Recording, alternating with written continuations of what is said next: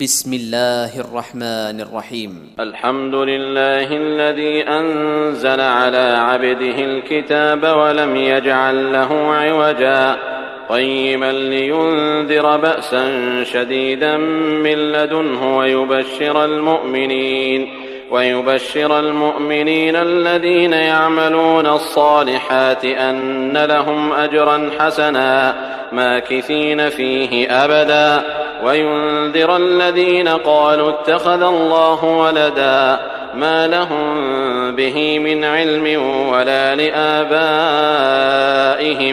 كبرت كلمة تخرج من أفواههم إن يقولون إلا كذبا فلعلك باخع نفسك على آثارهم إن لم يؤمنوا بهذا الحديث أسفا إنا جعلنا ما على الأرض زينة لها